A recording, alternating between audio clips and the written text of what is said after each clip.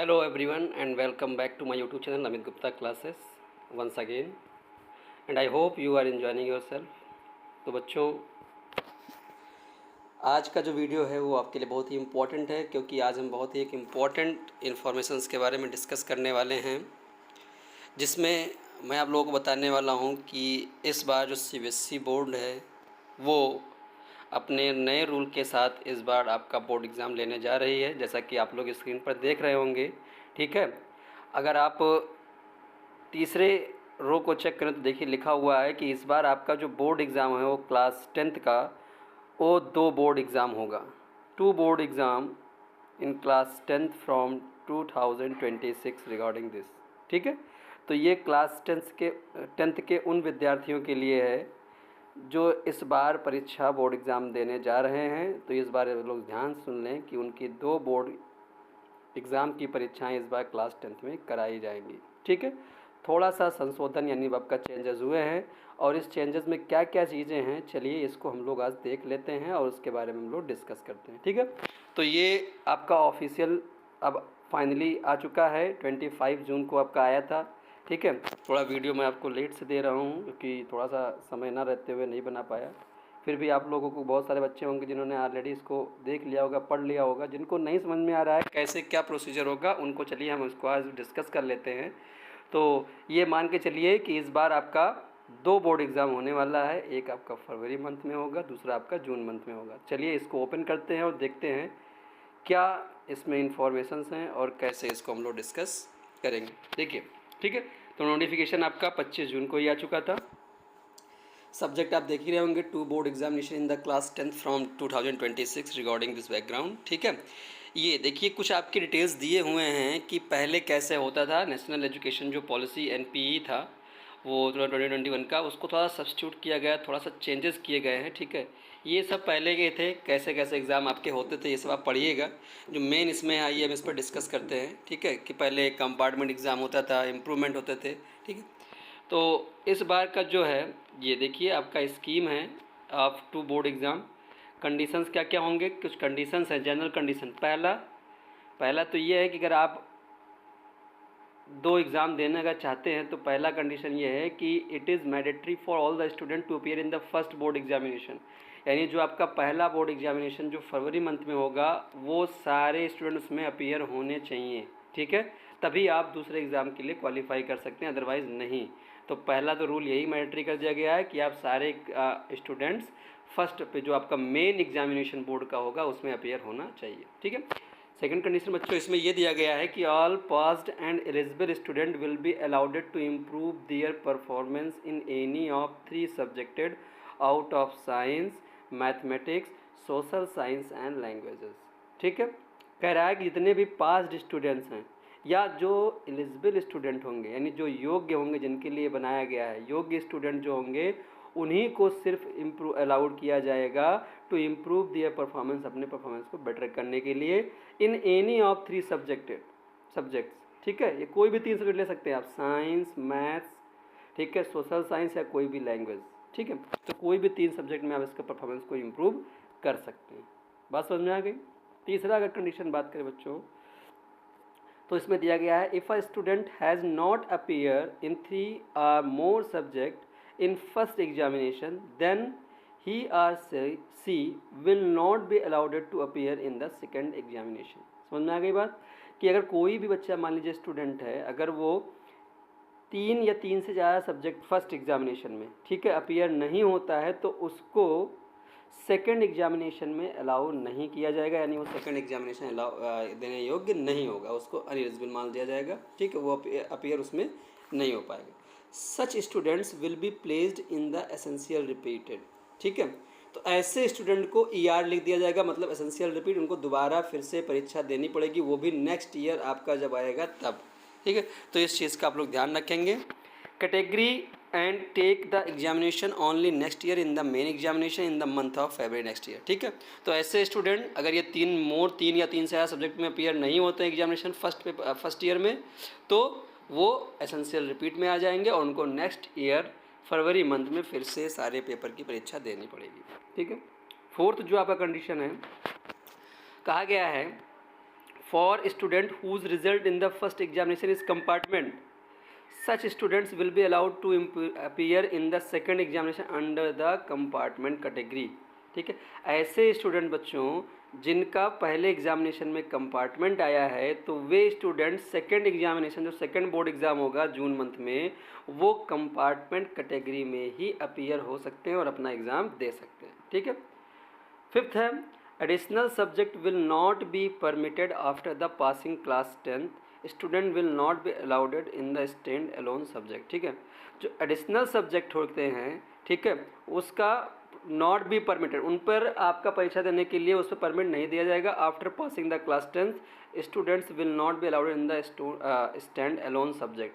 जितने भी additional subject होते हैं, जैसे क्लास 10th में आप कंप्यूटर ले लिए, तो उसमें अगर आप मान लीजिए कुछ नंबर्स कम हो गए या आप पास हो गए 10th और उसमें नंबर कम है, तो उस परीक्षा में यानी उस पेपर में आप परीक्षा नहीं दे सकते, केवल एक सब्जेक्ट उसमें आपका नहीं लिया जाएगा। ठीक है, तो ये भी चीज़ें आप इसको देखिएगा।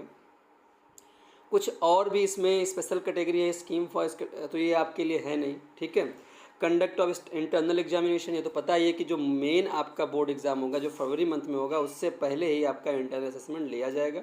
शेड्यूल फॉर द एग्जामिनेशंस, पहला एग्जामिनेशन देखिए दिखा हुआ है कि mid February as conducted now. Second examination will be conducted the month of May या जून, जो भी आपका जाएगा वहाँ तक। ठीक है, एलिजिबल क्राइटेरिया क्या है बच्चों?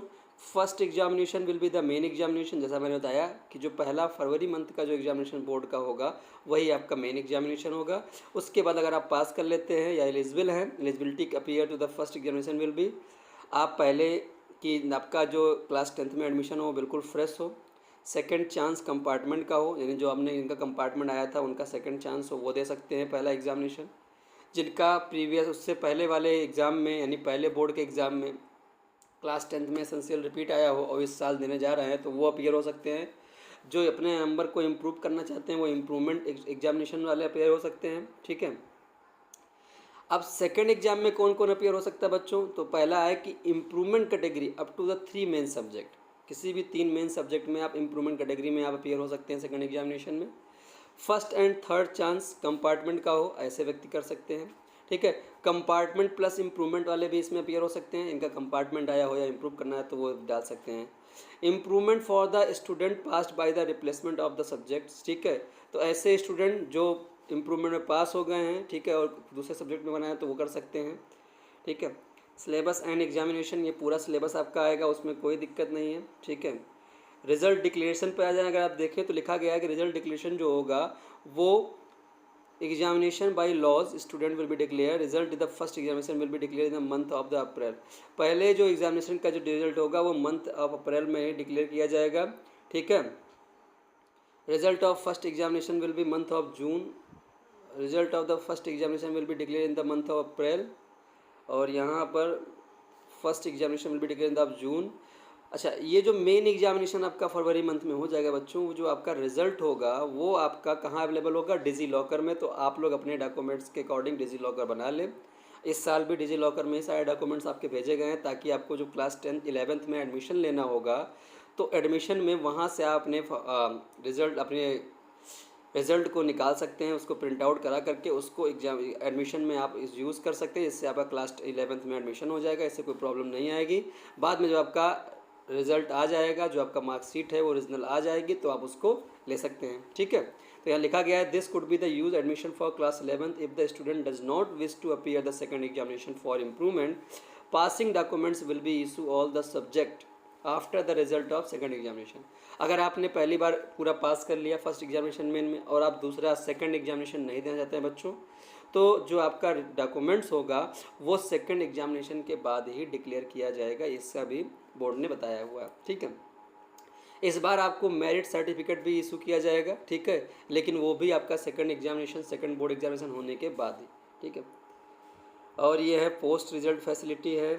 ठीक है, एडमिशन इन क्लास 11th है, और कुछ आपके लिए इम्पोर्टेंट नहीं है। तो बच्चों ये छोटा सा इन्फॉर्मेशन आपका था, लेकिन इम्पॉर्टेंट बहुत है।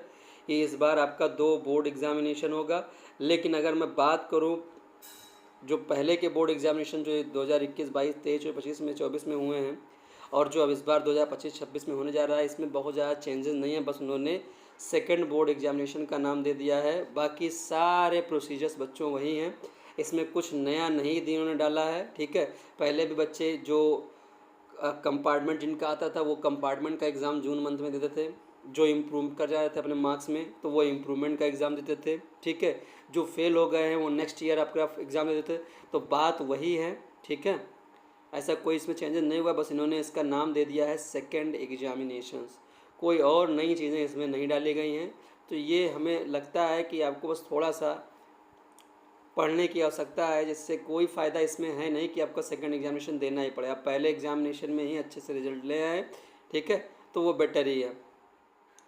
कुछ बच्चे 3 सब्जेक्ट में, अगर मान लीजिए कोई भी 3 मेन सब्जेक्ट हुआ, अगर उसमें इम्प्रूवमेंट डालना है तो इम्प्रूवमेंट तो डाल सकते हैं, तो उसी को चाहे सेकंड एग्जामिनेशन कहिए चाहे इम्प्रूवमेंट फॉर्म भर के आप पास कर सकते हैं। तो कई तरीके हैं, जो पहले भी होते थे वैसे अभी भी हैं, बस उसको एक स्पेसिफिक नाम दे दिया गया है कि सेकंड बोर्ड एग्जामिनेशंस कहलाएगा। ठीक है, तो ये एक इन्फॉर्मेशन आपके लिए था।